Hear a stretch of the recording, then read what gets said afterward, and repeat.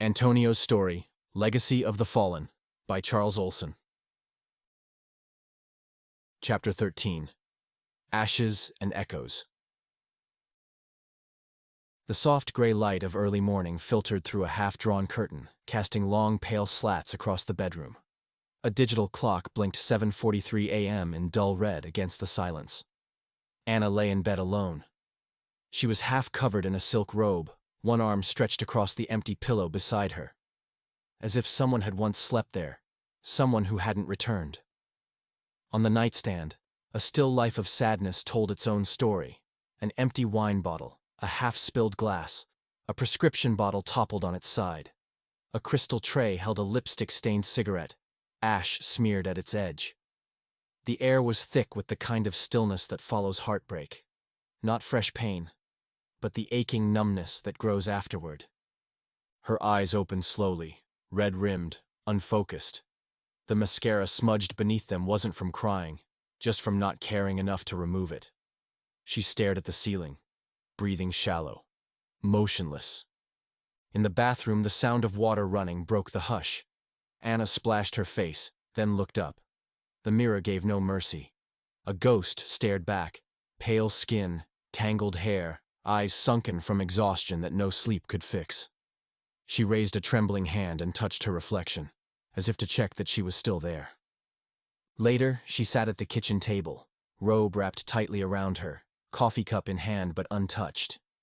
Outside the window, the city lived its life.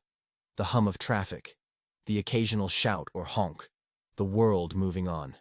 Inside the apartment, everything was neat, sterile, cold. I gave him everything I had, She whispered, voice rough and hoarse. and it still wasn't enough. Her fingers combed through her hair, almost angrily. She gripped the robe tighter around her body. I tried to protect him. From the world. From Tony. From me. The words hung in the air like smoke.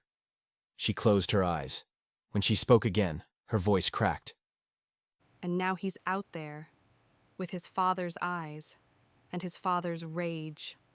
Her lip trembled, but she refused to let it break. He hates me. She opened her eyes and stared into the black surface of her coffee. Maybe he should. On the wall above the hallway console, a framed photograph smiled down from another lifetime. Anna and a younger Antonio, maybe 8 years old, standing outside the school gates, arms wrapped around each other, happy. It didn't look like her life anymore. It looked like someone else's. She lay on her bed again, now dressed. She opened the nightstand drawer and took out a small wooden box. Inside were a silver locket, a second passport, and a folded piece of paper.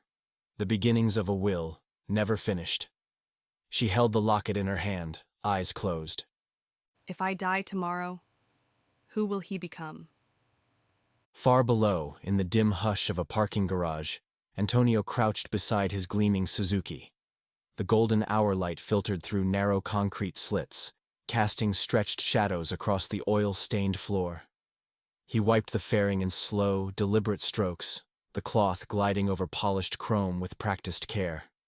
It was more than a machine, it was armor, he thought to himself. I haven't talked to my mother since I dropped out. She was furious, said I was throwing my life away. I just didn't want to hear it. He shifted his stance, ran the cloth down the other side of the tank, inspecting every inch with cold precision. We used to be close, but that's been months now. Maybe years in some ways. He stared at his reflection in the gas tank, eyes hollow, then lit a cigarette. She drinks more now, smokes more. I think she's on pills, too. The illegal kind. I don't even know where she gets them. Maybe I do. I just don't want to admit it.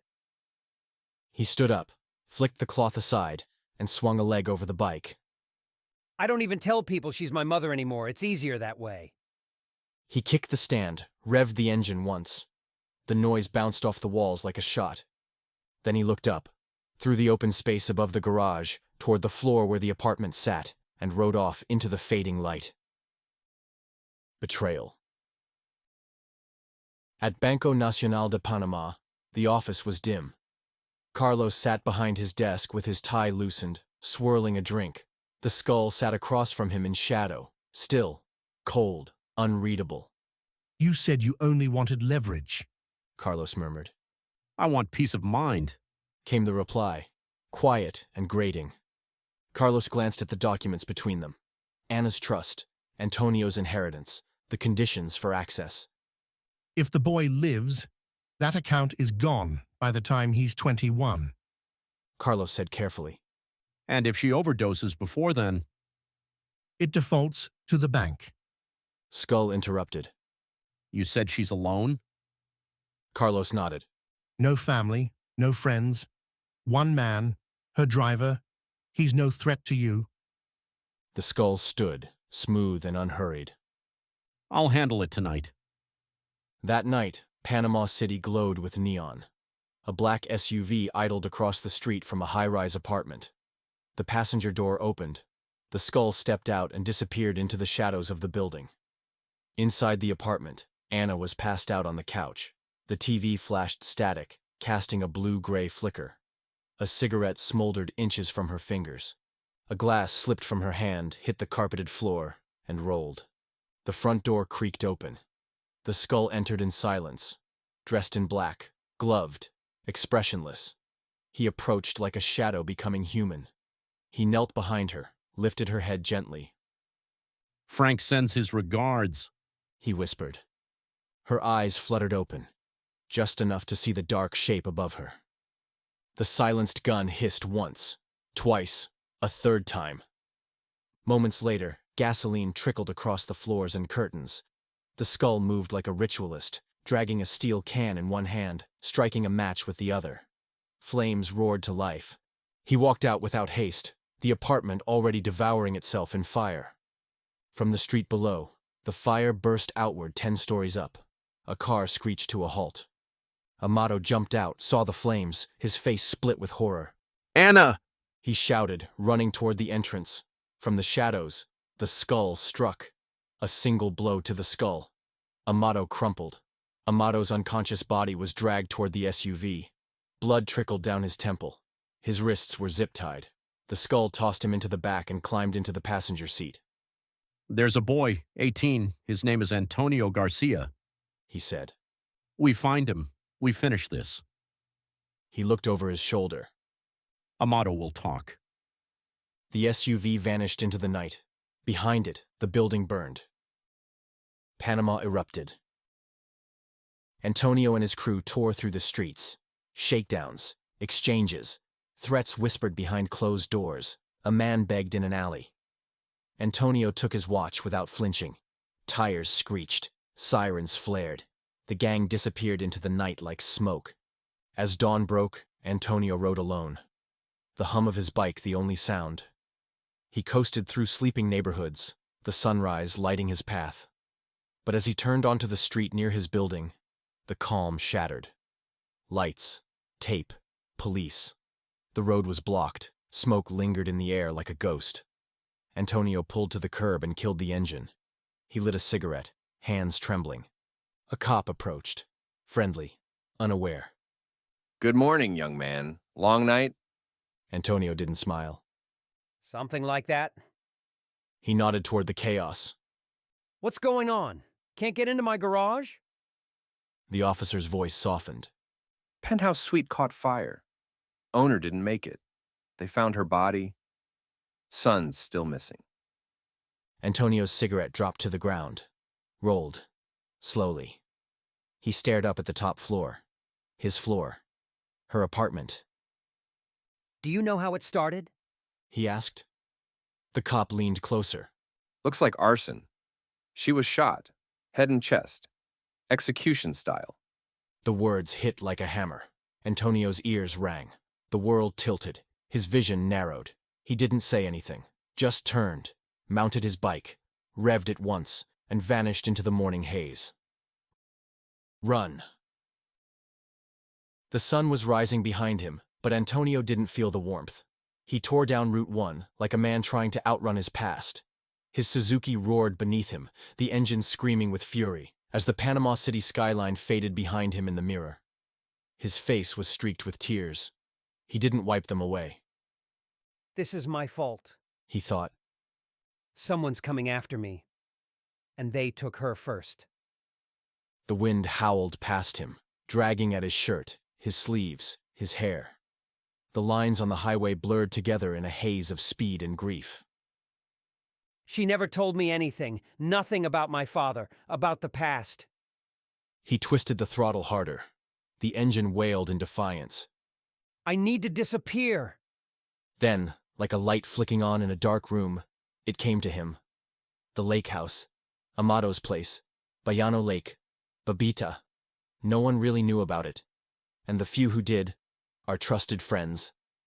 By the time he turned off the highway, the rage had settled into something quieter. His bike kicked up a thick cloud of dust as it rolled onto the dirt road. The jungle pressed in tightly from both sides, green and alive, as though it was trying to reclaim the path. In the distance, the waters of Bayano Lake glinted through the trees. The sun was long gone by the time he reached the lake house. Under the silver light of the moon, Antonio moved like a shadow. The jungle hummed around him, calm and indifferent. He stopped at the front door and frowned. Something had changed. The lock was new. The cracked window pane had been replaced. The porch was swept clean. He knelt by the door and checked under the mat. Just like always. There, taped to the underside, was a small folded note and a spare key. He peeled them free. Please respect my property and leave it how you find it next time. Amado. Antonio exhaled, half a laugh, half a choke, and unlocked the door. Inside, he sealed himself in like a fugitive. He pushed the couch in front of the door, turned off every light, and draped a towel over the lone lamp he left glowing. The windows were shut, blinds pulled. He parked the Suzuki out back, hidden beneath a dusty tarp. He moved through the house like someone expecting an ambush. Like prey, not predator. Later, he sat in the living room, back against the wall, knees pulled to his chest. He hadn't cried. Couldn't. Not yet. But his mother was dead. And Amado? Gone. Disappeared. Maybe worse. I left her alone. He thought. She was slipping. And I didn't care. Didn't call. Didn't help. The silence gnawed at him. Amado always said the lake was safe. But if they got to her, they could have gotten to him too. He buried his face in his hands. They're both gone. Then, he heard it. Motorcycles, distant, growing louder. He sprang to his feet, killed the lamp, grabbed a knife from the kitchen. His heart slammed against his ribs. The sound grew sharper. Multiple engines, gravel crunching, voices. Then, a knock, followed by a pounding fist. Tony, it's us, man. Open up. It was Chaco. Antonio's eyes flew wide. A wave of relief surged through him. He ran to the door and yanked it open. They tumbled in like soldiers escaping a firefight. Chaco, Mono, and another rider. Antonio locked the door behind them. Keep the lights off, He whispered. Anyone follow you? No. Chaco said, out of breath. We were careful. We've been looking for you for hours. Mono stepped forward. Man, we heard about your mom, the fire. The cops say it was bad.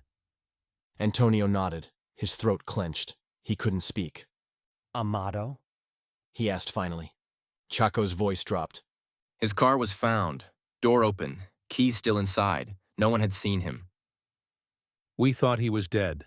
Mono added. We were about to give up. Then we hit the hospital. Antonio blinked. He's alive? Beat to hell. Chaco said. But yeah, alive. Antonio dropped to the couch like someone had pulled the plug on his bones. He's alive! He said it again. And again. As if saying it enough times would make it stay true. Mono sat beside him. He told us what happened. Said he gave the guys the wrong address. He never gave you up. Chaco reached into his jacket. Told us to find you. Said you'd come here. He handed Antonio a note. The paper was stained, crumpled, a little bloody. They'll find the lake house eventually. You need to leave Panama. Go north. Find safety. You have more waiting for you than you know. Amado, Antonio read it once, then again. His eyes burned. The tears came. Quiet. Raw. Not for the first time, but for real this time. He didn't speak. Just nodded. I leave before dawn. He said. The mood in the house shifted. The panic was gone. In its place, the weight of decision. Antonio, Chaco, Mono, and the crew sat in a loose circle, the lamp casting soft flickers across their faces. T, you gotta go. Chaco said. We all know that. Yeah, Mono agreed. it ain't safe. Not here. Antonio gave a slow nod. I'm not asking anyone to come. Chaco leaned in. We're not waiting to be asked. Mono smirked. I'm in. I ain't got shit here but an overdue rent and a pissed-off ex. Chaco laughed quietly. My mom moved out of the city. I got no ties here anymore. He shrugged. Let's ride. The others exchanged glances. Chana sighed and shook his head. Mina looked down at his hands. I'd go if I could, Mina said. But my sister, she needs me. My family's still in San Miguel. I can't leave them. There was no bitterness, no guilt, just respect. In the kitchen, they rummaged through cabinets until Chaco pulled out a dusty bottle from the back of a shelf. Yo, jackpot. He grinned. Seco Herrerano. Aged. Barely legible. They poured into mismatched glasses. Antonio lifted his. To the crew. To brotherhood. To the only family I ever had. They clinked, drank. Mono raised his mug. To the journey, wherever the hell it takes us. Cheers followed. Chaco raised his glass deadpan. To the bitches and the money. That got them laughing. Real laughter. Goodbyes. Antonio embraced Chana. Firm, silent. Chaco pulled in one of the others, slapped his shoulder with a smirk. Mono gave a quiet nod to Mina, the youngest in the group. Nothing more needed. A few tears. A few smiles. A lot unsaid. Later, Antonio swept the floor. Mono wiped the counters. Chaco locked the back door. It wasn't cleanup. It was respect. On the table, Antonio left a note in clean block letters. Thank you for everything. I'll take care of what you gave me. No name, just the promise. The porch light glowed softly as 3 bikes rumbled to life. Antonio, Chaco, Mono. They mounted up, helmets on, no words. The others stood in silence, watching them go. The engines rolled out down the gravel path. Into the jungle night they rode, tail lights glowing like fireflies. The lake house fell silent again.